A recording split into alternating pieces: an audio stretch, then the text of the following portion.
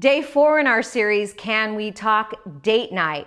Do you have regularly scheduled date nights? Well, for me, the last date night I was on was at an event for one of my husband's clients. You get the picture. Rona Behrens, PhD and parent advocate, says date nights are important, but throw out the pressure. So date night.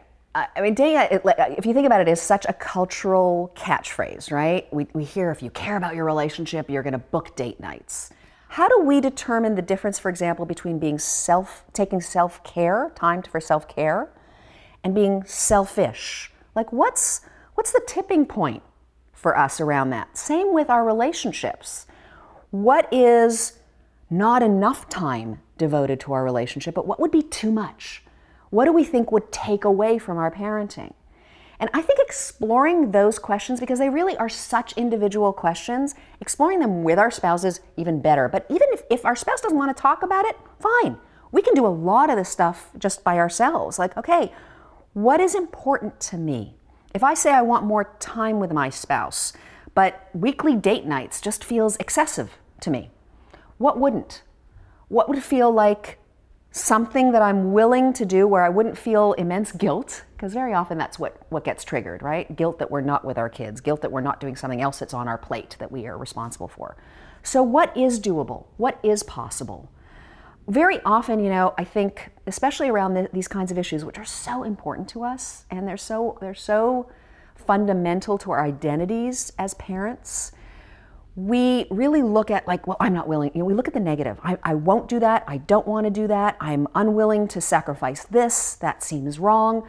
If we were to flip it over, just sort of pivot and look at, well, what do I want? What am I willing to do? What feels worthwhile? What's important to me? What's most important to me? And what's the first baby step that I can take to try and give my relationship some of that energy and attention that I miss? That's like, let's go with that. Let's not go with, I really should spend more time with my husband.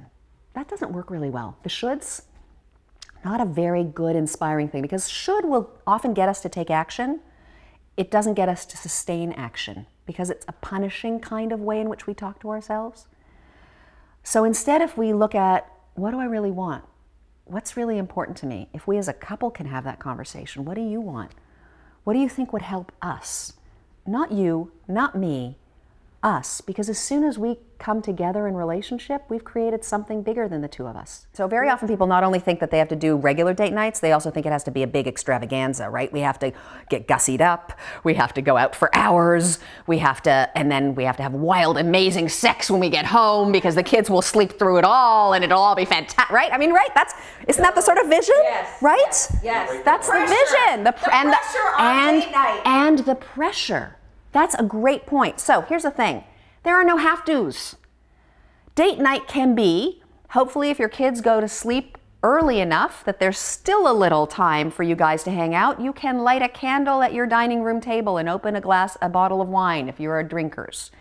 You can, if you have babysitting care, either family or you're able to afford someone to babysit, you can ask someone to sit for half an hour and take a walk in your neighborhood together. Here's the other thing, and it's why I'm constantly going to this like 10% or 5%, because I think we get caught up on the big dream. And look, I'm a life coach. I'm all about the big dream and pursuing our big dreams. It's not that I don't want to honor that, but I get what it's like as a parent. The big dreams start to haunt us after a while because they feel so inaccessible to us. So I'm all about, what can we do? You know what?